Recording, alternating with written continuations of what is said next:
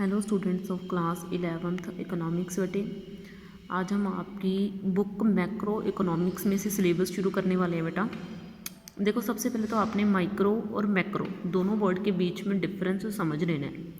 Micro का meaning क्या होता है बेटा? छोटे लेवल की स्टडी, इंडिविजुअल लेवल की स्टडी। जैसे एक पर्सन की इनकम, एक पर्सन की डिमांड, एक पर्सन की सप्लाई के बारे में हम बात करते हैं तो हम माइक्रो लेवल के बारे में बात कर रहे होते हैं। तो वहाँ पे हम माइक्रो इकोनॉमिक्स बुक को रीड करते हैं। जब हम मैक्रो की बात कर रहे हैं तो मीन्स पूरी कंट्री के लोगों को एक साथ लेके चलना, तो उसको बोलते हैं मैक्रो। मैक्रो का मीनिंग क्या हो गया? बड़ा, ठीक है। और माइक्रो का मीनिंग क्या हो गया? छोटा। तो इस बुक में हम बड़े लेवल की स्टडी करेंगे बेटा इकोनॉमिक्स की। इसको इसलिए इस बुक का नाम मैक्रो इकोनॉमिक्स रखा गया है बेटा। इसमें हम केस स्टडी करने से पहले कुछ मैक्रो इकोनॉमिक्स के बेसिक कंसेप्ट्स के बारे में समझेंगे, ठीक है। तो आपका चैप्टर नंबर 2 इसी के ऊपर बेस्ड है बेटा, ठीक है। Some basic concepts of macro economics. देखो बेटा, इसमें हमने ये डिटेल्ड टॉपिक पढ़ने हैं, ठीक है। मैं आपको सभी टॉपिक्स को एक और डिफाइन कर दूंगी।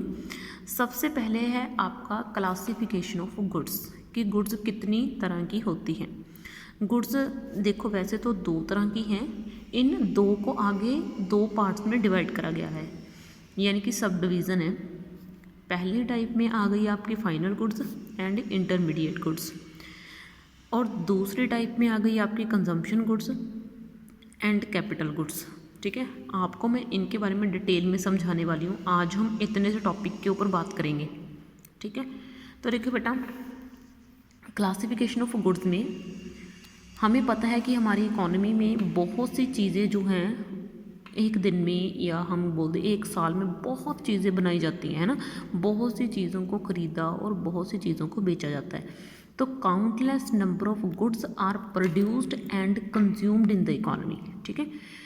दीज आर लाइक, कौन सी चीज़ें? जैसे इसमें हम वो चीज़ें भी ऐड करेंगे जो हम यूज़ करते हैं। जैसे अगर हम काउंट करना चाहें, शूज़ हो गए, शर्ट्स हो गए, है ना, मशीन्स हो गई, टूल्स हो गए, है ना, गन्स हो गई डिफेंस फोर्स के लिए, या फिर एयरप्लेन्स हो गए टूरिस्ट के लिए। कितनी ही चीज़ें जो हैं खरीदी और कितनी ही चीज़ें बेची जाती हैं। और ये जो अलग अलग वस्तुएं होती हैं, इनके अलग अलग विशेषताएं होती हैं। हम गुड्स को दो पार्ट्स में डिफ़ाइन करेंगे, ठीक है। डिफ़ाइन पहले पार्ट में हम कर रहे हैं फाइनल गुड्स को और इंटरमीडिएट गुड्स, दोनों को डिफ़ाइन करेंगे। फिर नेक्स्ट पार्ट में हम कंजम्पशन गुड और कैपिटल गुड्स को डिफ़ाइन करेंगे। सबसे पहले हम फाइनल गुड को समझते हैं एंड इंटरमीडिएट गुड को। आपको बुक में समझाने से पहले मैं आपको थोड़ा समझा दूँ कि फाइनल गुड होती क्या है। देखो बेटा, जो चीज़ आपके लिए बिल्कुल रेडी है यूज़ करने के लिए, ठीक है ना, जिसमें अभी हम कुछ भी और चेंजेस नहीं कर सकते, उसको बोलते हैं फाइनल गुड, ठीक है। जो बिल्कुल रेडी है, तैयार है, ठीक है। जैसे मार्केट में देखो, जो सामान है जो आप ख़रीदते हो वो सभी क्या है? फाइनल गुड्स हैं, जो कंप्लीट हैं आपके ख़रीदने के लिए, जिनको आप डायरेक्ट बस ख़रीदते हो, ठीक है ना, उनको फाइनल गुड्स बोला जाता है। अगर मैं आपको इकोनॉमिक्स के लेवल में समझाऊं तो वो प्रोडक्शन के प्रोसेस से बाहर आ चुकी हैं, यानी कि जो फैक्ट्री से बाहर निकल चुकी हैं, इंडस्ट्री से बाहर निकल चुकी हैं, बिल्कुल रेडी हैं, ठीक है ना, जो सेल के लिए आ जाती हैं मार्केट में, उनको बोला जाता है फाइनल गुड्स। और इंटरमीडिएट गुड्स क्या होती हैं? जिनके ऊपर अभी वर्क बाकी है, जिनको आप यूज़ नहीं कर सकते, ठीक है ना, अभी डायरेक्ट यूज़ नहीं कर सकते, या फिर वो मार्केट में नहीं उतरी हैं आपके यूज़ के लिए, उनको बोला जाता है इंटरमीडिएट गुड्स, ठीक है, जो अभी रेडी नहीं है आपके यूज़ करने के लिए, ठीक है।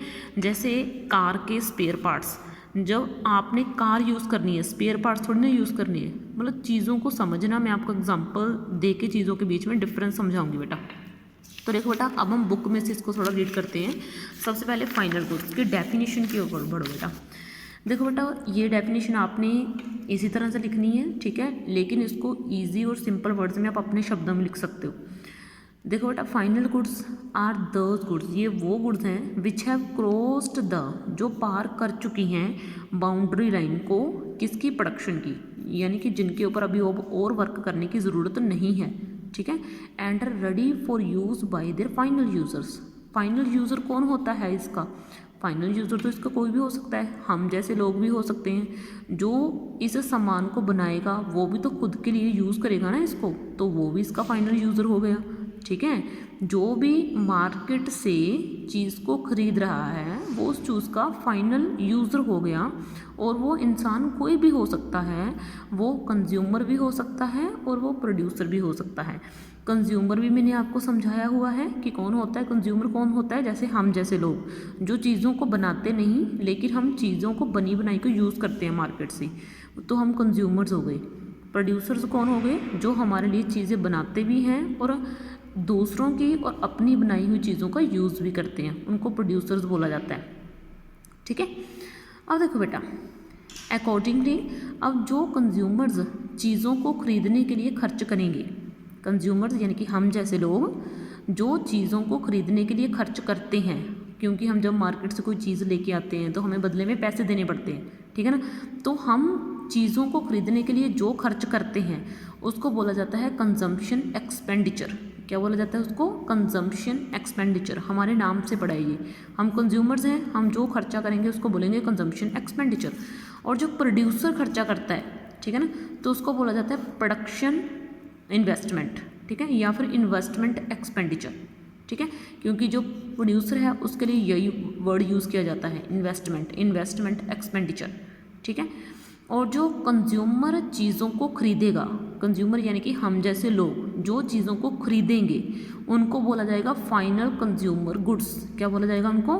Final consumer goods. फाइनल यानी कि वो बिल्कुल रेडी हैं, हम कंज्यूमर हैं, खरीद रहे हैं, तो हम हमारे नाम से ये पड़ा है फाइनल कंज्यूमर गुड्स। ठीक है ना, जो कंज्यूमर्स के लिए होती हैं। ठीक है, और जो प्रोड्यूसर्स के लिए होती हैं वो होंगी फाइनल प्रोड्यूसर गुड्स। ठीक है, तो इसको ज़रा ध्यान से समझना। फाइनल गुड्स आगे दो तरह की हो गई, consumer goods and producer goods. Consumer goods के ऊपर जो खर्चा किया गया वो कंजम्पशन एक्सपेंडिचर आ गया, और जो प्रोड्यूसर गुड्स के ऊपर खर्चा किया गया वो इन्वेस्टमेंट एक्सपेंडिचर आ गया। ठीक है, तो देखो बेटा, अब उसने बोला what do we mean when we say that final goods have crossed boundary line of production. कि हम बोलते हैं कि ये चीज़ बाउंड्री लाइन को पार कर गई प्रोडक्शन की, तो उसका मीनिंग क्या है।